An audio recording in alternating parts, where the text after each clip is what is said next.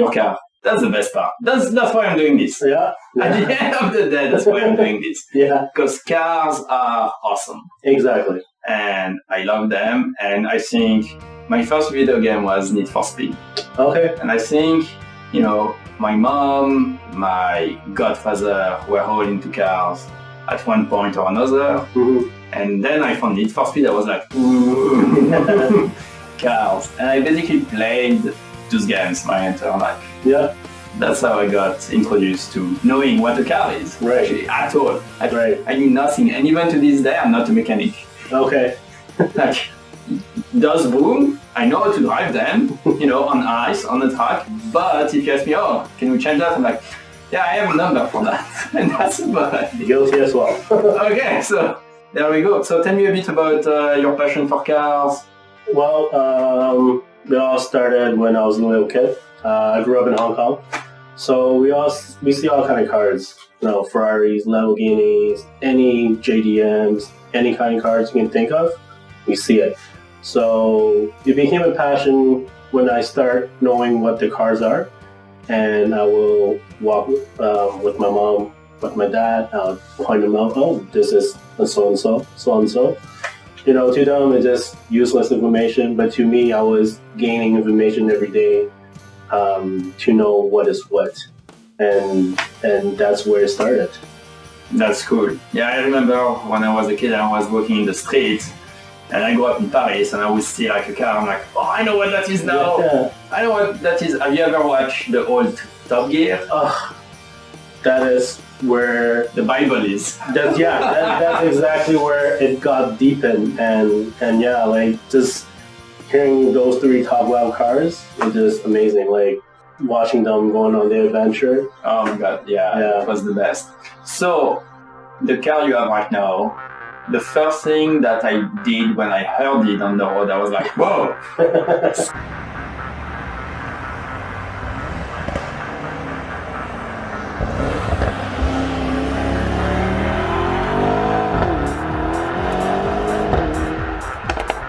And the first question I asked you, what have you done to it? Yeah.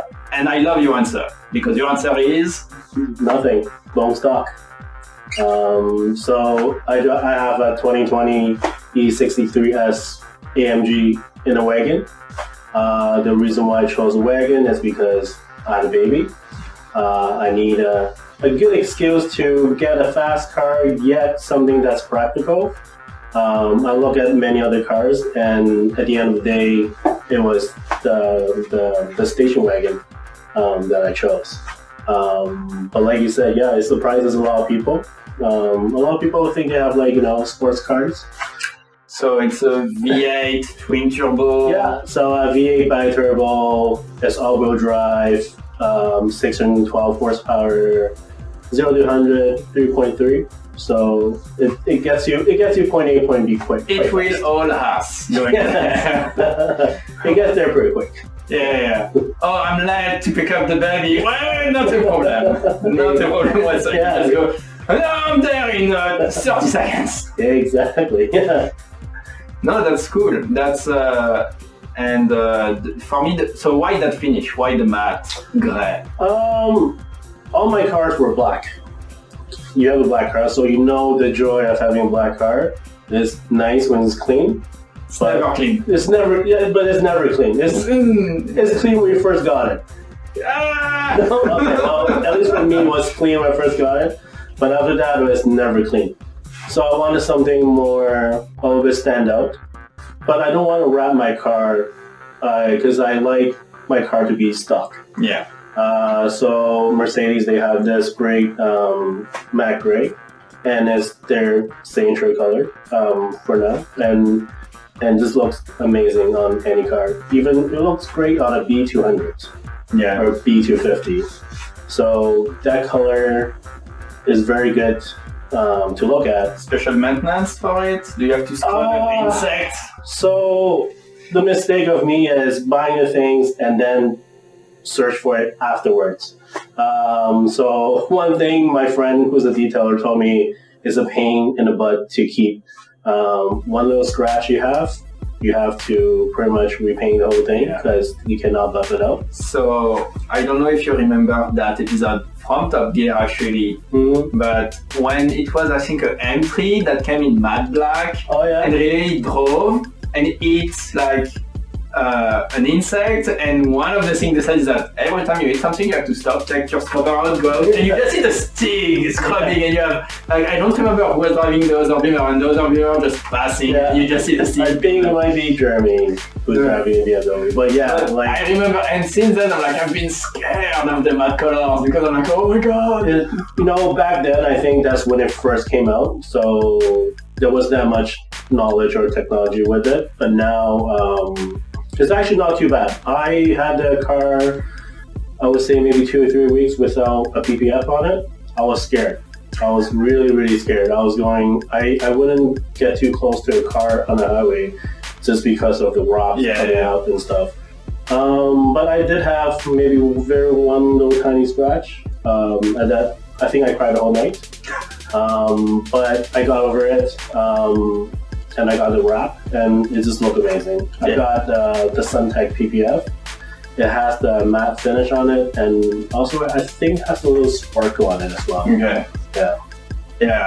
Wrapping the car, if you want to protect it, it's not a bad idea. We have really good people in the city to do that. Absolutely, yeah.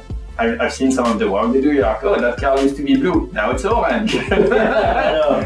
What happened?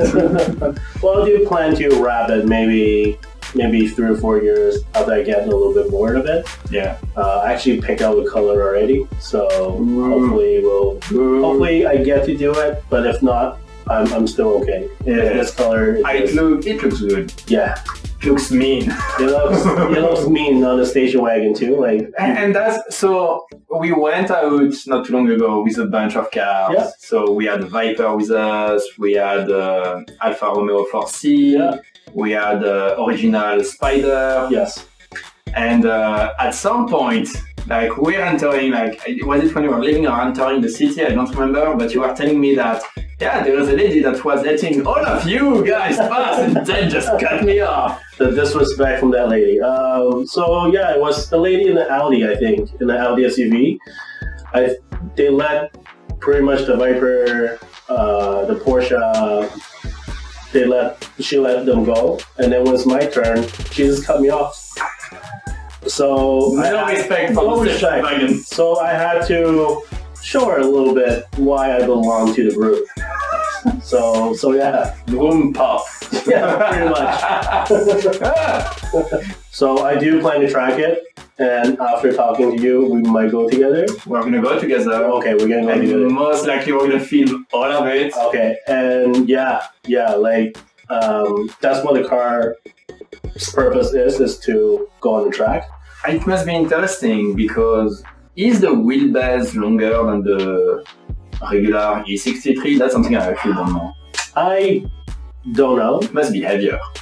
It is heavier. So on paper, I think the E63 does 0 to 100 in 3.2. Okay. This one 3.3. But it's not the straight line that I'm worried about. I'm sure. A bullet is a bullet is a bullet. Even bigger is a bullet. I think. Now the curve. We'll have to find out. You're gonna see your ass pass your phone. Oh look! We'll have to find out. You know, either we'll be impressed by it, or we'll be like, it's just should I got a GTR.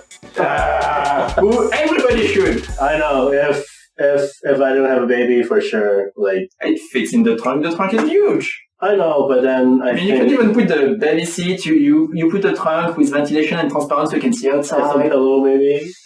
Yes, that's a good call. I didn't think about that. I don't think my wife would approve that. That's so I'm not good. So maybe you put the baby in the front and the wife in the trunk. I don't know. Or maybe I should just leave the wife at home. Yeah.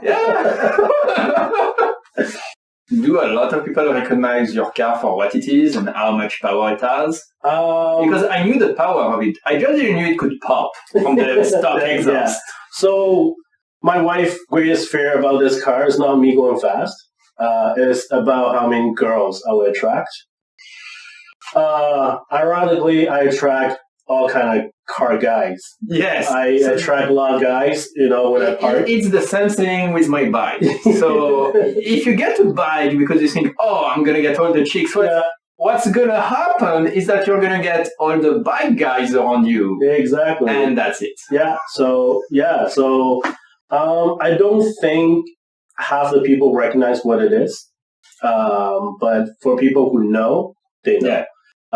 So as soon as you see the V8 on the side, you're like, oh. You know what? One funny thing is I often look at people's reaction when they read V8 bi-turbo, and then they go like this, and then it surprised a lot of people, especially on the highway. Summertime, a lot of convertibles. so downshift and pom, and then under the tunnel is great, And we don't have good tunnels here. No, there's only one on Bank Street. Barely. Yeah. Well, usually it's a red light when I'm there. So barely. Yeah, I know. We need to build a tunnel in Ottawa. We need to go to Montreal. We should go to Montreal. I know we can't. No, not yet. But I think we'll go on many road trips. Oh yeah.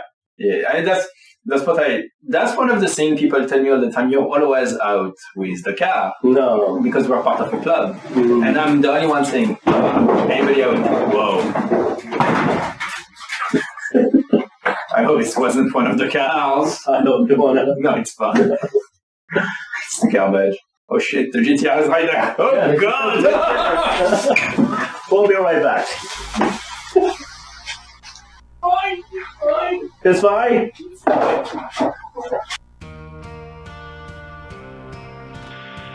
One of the things that, when we went on our little road trip, yes, one of the comments of the Viper was, "This is not a comfortable car for back roads." I know. At that moment, we both walked away. And we're like, I have a button, it goes into comfort, I don't feel the road anymore. Like for me, even in the harshest setting, the front is very comfortable. The back, not by experience, my wife tells me is horrible. When you put a GTR in race, it's not comfortable. Yeah. But it's not meant to be. It's meant like when they say, "Oh, it's stiffened up the suspension," I always laughed. Mm-hmm. Sure. No. That's for it. Yeah. That's the difference between an old Twinkie and a piece of wood. Okay. One of it is squishy, and the other one just doesn't. It's super obvious. Super obvious. And that's one of the things that shocked me the most. So it's like when we're on the road the other day, also for you, the difference between sports and non-sports. Right.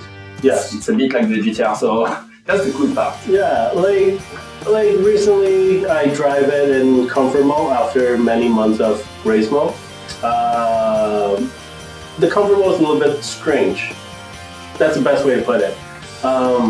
So you can still turn on exhaust, but it doesn't pop, but it's just very loud droning noise. And the power delivery is very awkward. When you step on it, there's maybe a good 1-2 second of delay, and then just push back. But in race, it's just instantly, So right now the best mode to drive in is just race mode. Like, doesn't matter if it's stop and go traffic. I put in race mode. I have a mixed mode for mine. The suspension in comfort, and the valves open. Okay, and I shift with the pallets. I don't let the car decide. No, that's the thing too. Like with if you let the car decide, sometimes it's skittish. Yeah, sometimes just shift a little bit too early, then you like. So yeah. And sometimes a bit too late to like, I'm gonna go in 5. No.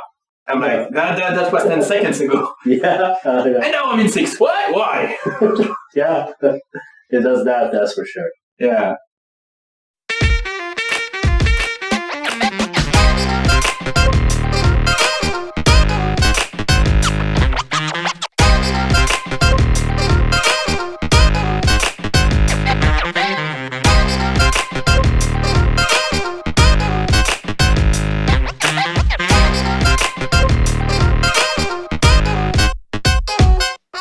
Me gusta que tengas muy buenos gusta que te guste la sangría y que te pinte esos labios que tienes de rojo. Con los que tú vienes y me besas me sonrojo. Quiero que tú sepas que te quiero gozar, que tengo una azotea que te tengo que mostrar. Digamos un santuario, no está en el diccionario, es como un día feriado en nuestro calendario. Si todo me preocupa, el trabajo me ocupa. Le saco los problemas y dilemas esa lupa. Me tiro para atrás y los dejo caer. No me preocupo que al bajar ellos vayan a volver. Es ese sentimiento que se encuentra aquí arriba, circula con el viento y perfuma tu alegría. Es ese sentimiento de que puede mejorar, que tus piernas se acercan y yo las puedo probar. Brindo por ti, por el cielo y la vida.